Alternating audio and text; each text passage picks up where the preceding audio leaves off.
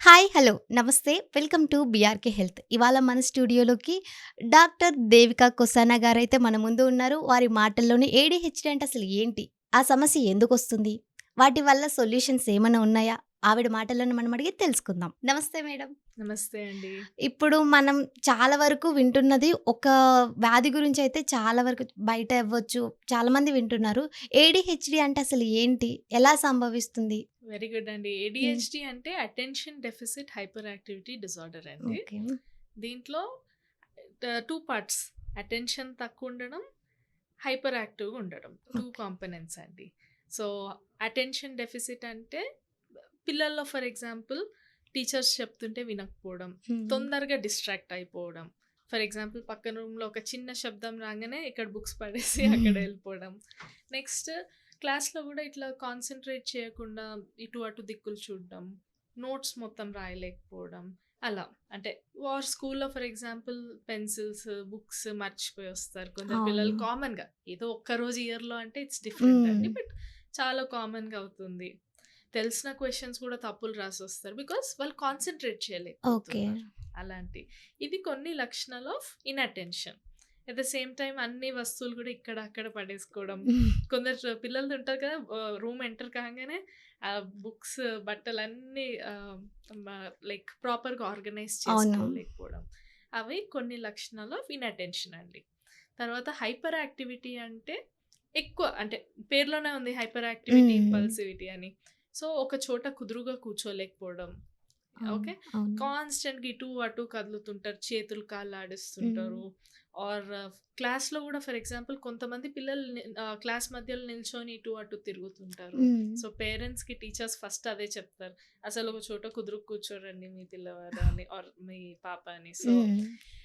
అది కాకుండా ఇంట్లో గూడా ఫర్ ఎగ్జాంపుల్ ఊరికే కిందికి మీదికి ఉరకడము అట్లాంటిది అన్నెసెసరీగా. ఫర్ ఎగ్జాంపుల్ చిన్న పిల్లలు ఏది 2, 3 ఇయర్ ఓల్డ్ పిల్లలంటే నిజంగానే ఇటు అటు అవునవును. ఉరుకుతారు. That is for them like a game అంతే. కానీ అదే 10 ఇయర్ ఓల్డ్ ఇటు అటు అలా చేయరు కదా ఇంట్లో. అవునవును. సో, ఏజ్ ప్రకారం కూడా చూసుకుంటామండి. అసలలా ఎందుకు జరుగుతుందంటారు? యాహ్! వెరీ గుడ్ క్వెషన్ అండి. ఇది హ్మ్. బేసిక్‌గా మన బ్రెయిన్‌లో కెమికల్ పాత్‌వేస్ చాలా ఉంటాయన్నమాట. హ్మ్. ఒక రీజన్ నుంచి ఇంకో రీజన్‌కి కనెక్షన్స్ ఉంటాయి. న్యూరాన్స్ అని బ్రెయిన్ సెల్స్ అన్నమాట.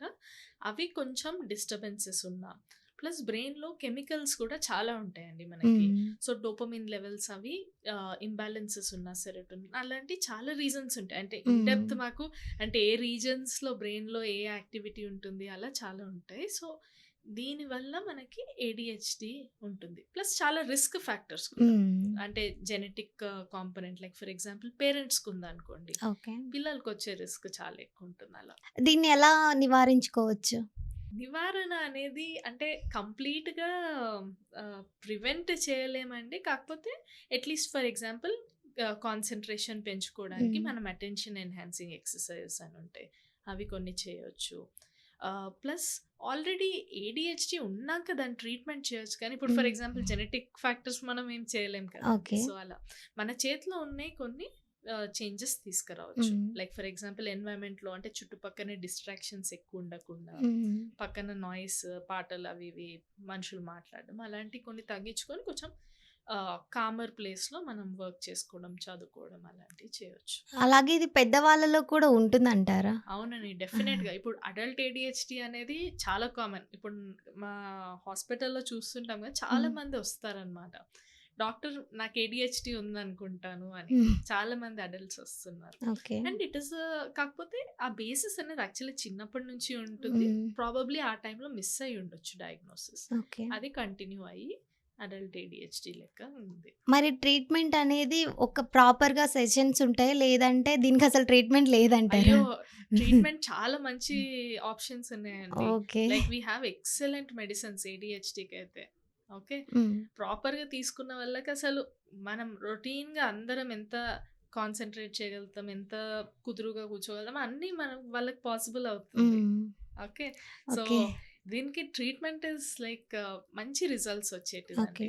ఎట్ ద సేమ్ టైమ్ నేనన్నట్టు కొన్ని నాన్ ఫార్మకలాజికల్ మెజర్స్ అంటాం. అంటే లైక్ నేను చెప్పాను కదండీ! ఇట్లా డిస్ట్రాక్షన్ లేకుండా హ్మ్. అట్లాంటి ప్లేస్‌లో వర్క్ చేయడము.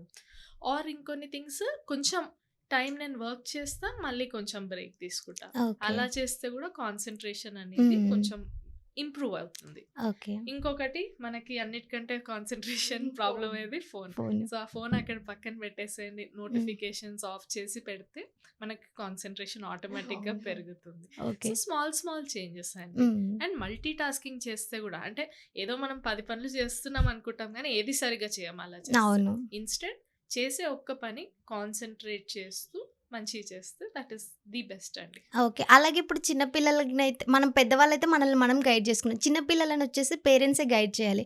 అలాంటప్పుడు చిన్న ఏజ్ నుంచి పేరెంట్స్ వాళ్ళని ఎలా గైడ్ చేస్తే ఇది రాకుండా ఉంటది? అంటే కంప్లీట్‌గా రాకుండా అని చేయలేమండి. కాకపోతే అంటే మనం అవాయిడ్ చేయడానికి ఉంటది గదా!